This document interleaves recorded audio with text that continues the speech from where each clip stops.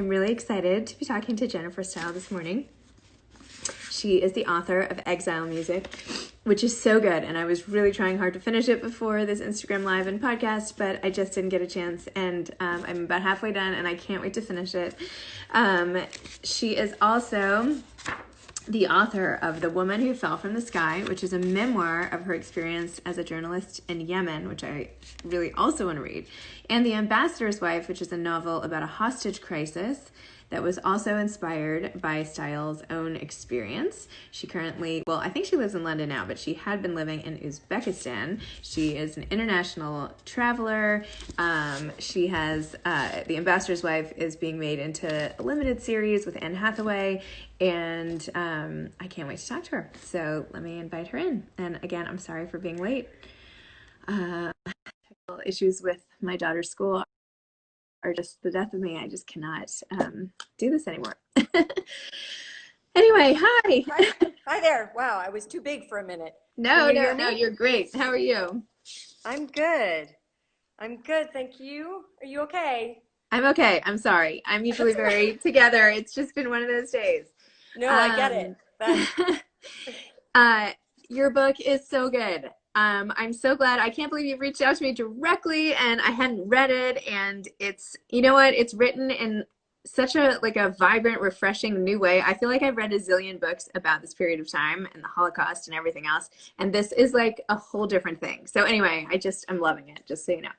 Oh, thank you. I really appreciate that. And I'm sorry you've had such a short time to read it. No, it's okay. I did what I could, but I will come back to it because the characters are like embedded in my brain now and I'm really excited. So why don't you tell people watching and listening, because this will eventually be a podcast as well, what Exile Music is about and what inspired you to write it?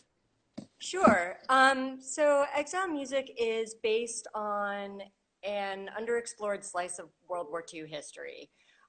During World War II, there were between 10 and 20,000 Jewish refugees in Bolivia. And a lot of these were artists and musicians. And I lived in Bolivia for 4 years and met some of these refugees and their descendants. So I got the idea for the book when my husband came dashing home from work one night full of energy and said, you know, I just had the most interesting conversation with the Austrian consul, and he's, you know, did you know that during the war there were, you know, more than 10,000 Jewish refugees here? And I hadn't known that. We'd only just moved to La Paz when I found this out. So soon after that, I met the son of one of these refugees who was born in La Paz the year that his parents arrived from Poland. His mother is from a small town in Poland that I'm not going to try to pronounce. But this town was pretty much wiped out by the Nazis and almost no one survived. And his mother suffered horrific things while she was there. She was hidden below a pharmacy. Her 2-year-old went blind in captivity and then was murdered by the Nazis along with her parents. Oh. And her husband had been conscripted by the Russian army, and he was away with the Russian army for all of the war. And after the war, somewhat miraculously, they were reunited in Poland. And she gave testimony to someone who has archived it in a Holocaust museum in Israel. So John, my friend from Bolivia, gave me his mother's testimony, which, you know, I read in full, and he has not read it himself. Unsurprisingly, it's too traumatic for him to read. So, so that was where the story started. I began wondering what it must have been like for these very urban professional musicians and actors and artists and others coming from Vienna to suddenly find themselves in the middle of the Andes living at 12,000 feet. I just thought, you know, not only is there a difference in culture and language, but a completely different, sorry, our doorbell is suddenly ringing. Oh, that's okay. I'm hoping that my 10-year-old will get it, but sorry about that. Um, so, um, so, so it began with me imagining what it must have been like for these refugees to arrive in La Paz at this time. And I also, at the time, my daughter was around 3 or 4, and she was very busy creating this imaginary world that was quite complex. It had um, not only a queen, but it had a president who was a hermaphrodite, so that it, this person could equally represent men and women. That was her solution to that problem. So she was creating such a complicated world, and she had maps of it and drawings. And I thought, if I were a little girl growing up in Vienna while the Nazis were closing in on me and my family, and I wasn't able to understand or cope emotionally with what was going on, I might be tempted to retreat into an imaginary world. And so I started with those two things, with my friend John's story and with my daughter's imaginary world, and started with this little girl in Vienna who I knew I wanted to arrive in Bolivia young enough so that she could still adapt more flexibly than her parents could. Wow. Well, now it all sort of makes sense a little. I mean, in the book, it seemed impossible that you hadn't been to some of these places, right? Like your knowledge of, I'm like, she couldn't just be making this up. You must have been there. So what brought you and your family to Bolivia? What were you doing there? Well, at the time, my husband was working for the European Union. My husband is British, and he worked for the British diplomatic service his whole life, and then was on secondment to the European Union when we lived in La Paz. And then after Brexit, went back to working for the British Foreign Office, which is Got what brought it. us to Uzbekistan. So, Wow. yeah. Um, and how did you begin writing to begin with? Tell me a little more about your memoir, because now I want to go back and read like everything you've written before. Thank you. So I was working as a journalist in New York City, and I got an email from my high school boyfriend saying, "How would you like to come train journalists uh, in an impoverished Southern Arabian country?" was how he phrased it. And I wrote back and said, "Well, could you just give me the name of the country and tell me a little bit more about this?" And he ended up coming to New York, and I said, "Look, I have a good job in New York. I can't just run off to Yemen." Um, but I could come for my remaining vacation days. I had about 3 weeks left. So he said, "That's great." He talked to the editor of the newspaper in Sana'a, Yemen, and who said, "Yeah, bring her over." And I said, "Well, I'll do a training for 3 weeks, and that's all I can spare." So I went over to Yemen, having never been to the Middle East before, having taught myself a few words of Arabic in one of those books called Learn Arabic in 10 minutes a day kind of things. So I went over to Yemen and met the staff of this newspaper who amazed me. I had never felt more welcome anywhere in my entire life. I'd never met people who were so eager to learn and to work for me. They treated me as if I were visiting royalty. I mean, the Yemenis were the most hospitable, warm people I'd ever met. And at the end of the 3 weeks, it became clear that 3 weeks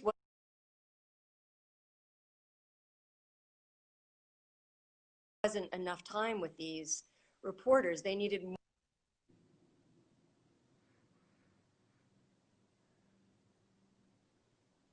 No, I'm losing you. You're frozen. Come back.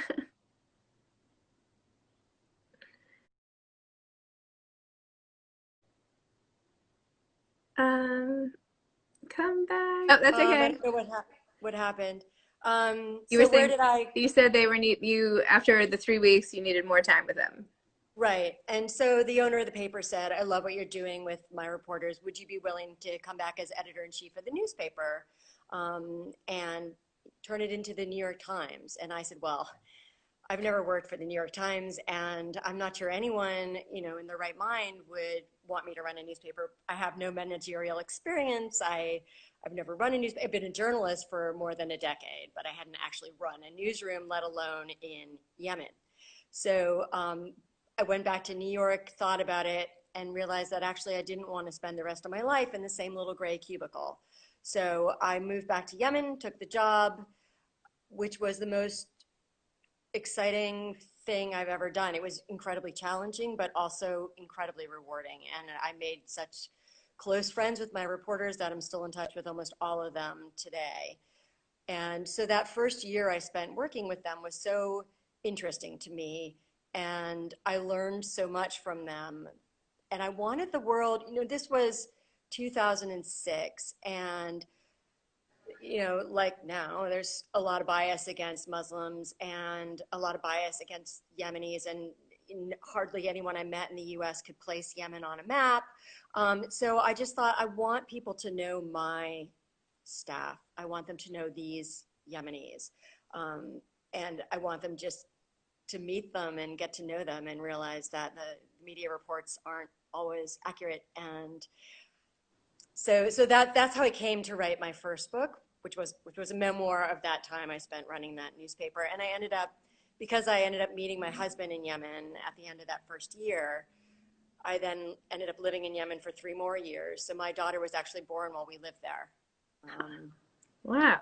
Yeah. Okay, so you were a journalist, you lived in Yemen for all this time, you wrote the memoir, and then you switched to fiction and wrote The Ambassador's Wife. How did that happen? And when did you come up with that idea? Well, Sorry, so do you I mind moved. that I'm asking you your whole life story No, here? I'm happy to tell you. So once I met my husband, he was at the time the British ambassador to Yemen. So once I moved in with him, I was suddenly plunged into a deeply surreal universe for me, never having had any contact with diplomatic life. Suddenly, we had bodyguards and uh, we had Scotland Yard sleeping in our guest rooms and ministers visiting from the UK. And it was just such an interesting and crazy world that I was suddenly in touch with. And I thought, I have to write about this, but I can't write a memoir because I don't want to destroy my marriage right away. Uh, Yeah, I um, want to make it die a slow and painful death. no, I don't want to make it die at No, all, I'm but kidding. I know, I'm kidding. I'm kidding. That wasn't even funny. All right, go on. so that's all right. So that's why I started writing fiction. I thought I want to place something in this world so I can write about it, but from a fictional point of view. But I also was kidnapped while I was 6 months pregnant when I lived in Yemen. So, and that was my third year. So that experience inspired the opening scene of The Ambassador's Wife, which starts with the kidnapping. And that scene is pretty much how it happened to me. And then, having been kidnapped, I then came to the UK to give birth, but moved back to Yemen with my infant daughter, which some people thought was a bit crazy. But then my husband was attacked by a suicide bomber and we were evacuated. Oh my gosh. So that's the nutshell version. Wow. Well, I'm glad I asked because that's not most people's nutshell version. Okay, wait, back up for a second to the kidnapping. So how do you get over something like that? How do you go and I don't know how it ended or started or whatever, but I'm assuming it must have been traumatic for you in some way. How do you then pick up and go on? Or what was it like in a few, the mini version of it? In a way, I think that the fact that I was pregnant actually saved me because first of all, I was with 4 other women who were amazing. They were cool as can be. Um, they, they were protective of me because I was pregnant. A lot of them had lived all over the world. They've been held at gunpoint before. This was not their first experience like this. And so they were so calm and helped me. And there was a moment at which, I thought, we're all gonna die. They're gonna line us up and execute us. And my husband's gonna lose me, our daughter. And around, in my panicky phase of the kidnapping, I started having cramps and I thought, I'm gonna lose her. And I don't want to, and I don't want to miscarry in the middle of a country with questionable health care either. So I said, all right, if I'm gonna keep this baby in, I have to calm down. I just have to calm down. So I started doing, thankfully, I had learned how to do yoga breathing. And this is the one time it was really useful to me because I started doing that breathing and doing a little chant to her, just saying, stay in, just stay right where you are. You're cozy. It's not safe out here, so you just stay right where Aw. you are. So, and I think that saved me. Like, I'm not sure I would have been as calm had I not been afraid that if I didn't just learn how to relax, then I was going to lose the baby. And then being with these other women who were incredible, and I had lost my phone in a scuffle with this sheikh who was holding us hostage, and borrowed a phone from someone. Fortunately, I'd remembered my husband's phone number, and he quickly got the government involved with getting us back. And he was utterly. When I called him, you'd think I called to tell him, what was for dinner. He was like, "Okay, do you have a sat phone with you? Is Mohammed there? Could I talk to him? Who's holding you? Where did you drive? Blah blah blah." I mean, it was completely. And when I got back, I said to him, "Weren't you worried?" And he said, "Worried? I didn't have time to worry. I had to get you out." So he just goes instantly. I think this is his diplomatic training. When there's a crisis, which there are a lot of in diplomatic life, you just have to go straight into solving the problem. You don't have time to freak out. And I've never seen my husband freak out in a situation of stress. So I think that helped. And um, also, these other women, I think just knowing that they were there with me helped a lot. I invited them all for dinner about a month after this happened, and one of them hadn't even told her husband that it What? had happened. And I thought, how did you explain us being gone for an entire day? And Yeah. this was interesting, insight into someone else's marriage, Wow. but just I don't know. I think the other women were one of the things that kept me calm. I mean, the UK also, they had me write up my experiences, and that's the other thing that helped. Is that right after it happened, and I got home and had had a bath, I wrote down every detail of what happened, which is why I was able to come up with the first scene of the book because I already had it written down in first draft form, because I had to turn that into the office so they were aware of exactly how it had unfolded. Wow. My gosh. And now Anne Hathaway is going to star as you? Well, I think actually, unfortunately, that option has expired. Oh, Um, okay. so if anyone out there is interested in the option, it's now re-available. Okay. These sort of things, I suppose, happen all the time with film options. So Yes. I hear this over and over and over again. I know. I was pretty excited about that, so very sad I'm that it did. sorry. Yeah. Well, there are worse things that could happen, especially now. So I just interviewed Wally Lamb on the same show last week, and wow. yeah, it was really awesome. But his option lasted 15 years for, I know this much is true, and they tried to make it all these different ways, and he kept getting disappointed. And then he finally took the option back, and now has just made it into a limited series that just aired last Sunday. Oh gosh, I forgot to watch last night. Well, anyway, the Sunday before this Sunday, and it all worked out. So it took a while, but he's like, I'm Right. glad because this is the form that it should be taking. And this form wasn't even available then. So all to say, you never know. You never, yeah, you really don't ever know. So yeah, it could happen. We'll see.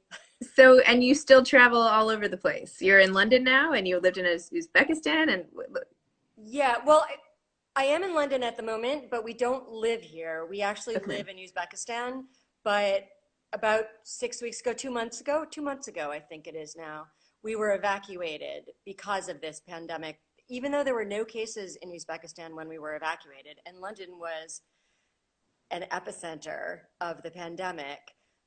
I think the Foreign Office thought, well, if we do get sick, they wanted us to be near British healthcare. So that was their thinking in sending me and my daughter back here. But we didn't have anywhere to live. So in the middle of this, we suddenly had to find an apartment with 2 days' notice, and which we did miraculously through another writer because writers are wonderful people. And So we have somewhere to stay now, but we don't know how long we're here for or when we can see my husband again because he's still in Uzbekistan and the airspace is closed. Oh my gosh. So we're apart until Uzbek airspace opens, and also he's quite busy at the moment. So Wow. uh, Your so life, I mean, your whole life sounds like a movie. I'm glad you keep writing. I can't wait for the next. So you must be working on something else, right? I am actually. I'm on the second draft of the next novel, which is completely different from anything I've ever done, and is I'm really loving writing. It's mostly in dialogue, which is my favorite. Someday, if I ever grow up, maybe I'll write plays. But for now, I'm doing this. It's part of. I'm doing a PhD at the moment, and so this is part of the dissertation for That's that. right. I read that you were doing a PhD and I kept like, Yeah. I was like, does that really say expected 2021? Could she really be getting her PhD now in the middle of all of this? How unbelievable. Well, You're this like, wasn't this wasn't going on when I started. But yeah, but actually, it's been because the University of Birmingham has a distance learning option for this, and I talk to my supervisor every month, and he's just the most incredible man and writer. Um, that it's for me, it's a huge luxury to do a PhD because to have someone whose job it is to read what I write every month is that doesn't happen to most writers. Usually you're just sitting alone in the dark, which is how I've wrote my first few books. So now I have someone to talk to along the way, and it's just great. wow. So wait, So tell me a little, give me a little bit more about this dialogue driven novel. sure. So it's about an underground, kind of gay slash queer underground in Bolivia, almost exclusively lesbian. So it's about this community living underground, and that again is based on something I heard about when I was in Bolivia. Even though homosexuality is officially legal, it can still get you killed in Bolivia. So a lot of people who come out are thrown out of their families and abused, in all kinds of ways. And some of these people have sought refuge in underneath the city, in tunnels underneath the city. So I again was wondering, I wonder what that's like. And and I've just loved these women that have formed this underground community. I also, the underground genre seems to be so male dominated. Books like Jack Kerouac's Subterraneans and Neil Gaiman's Neverwhere and all these other books about the underground seem to be these very kind of male undergrounds, and all these revolutionary undergrounds are often male. And I thought, what if it were a female space? And how would women try to create revolution without violence? Wow. I am like I'm following you now forever. I'm like can't wait to see what you write. I'm so excited. Wow. Do you have any advice to aspiring authors? I do. I mean, this is advice based on my own experience. I guess that's inevitable. But for me, what helped me the most was moving somewhere that made me profoundly uncomfortable in a lot of ways and forced me to question a lot of the assumptions I had about how the world worked, how human beings worked, how culture worked. And I've never been the same. I mean, since I left for Yemen in 2006, I haven't lived in the US. And living outside of the US for that long, um, I've learned the ways in which the US shaped me and that other people are shaped in different ways. And I hope I'm always gaining a broader perspective on kind of from thinking about people more globally than from purely an American lens. And I think that's really a useful thing to do as a writer is to have to flounder around in somewhere completely foreign and figure things out. And, you start to realize things about yourself you wouldn't realize if you didn't leave your comfortable space. Interesting. Wow. Well, if we can all ever travel again, that sounds great. Yeah, not so easy at the moment. But that's Um, okay. I feel like I'm floundering in my own home every day. So, lots of yeah, material in this time. But yeah, you are not alone. You're not alone. yes. Well, thank you so much for coming on. Thanks for coming on my podcast and this show and for Exile Music.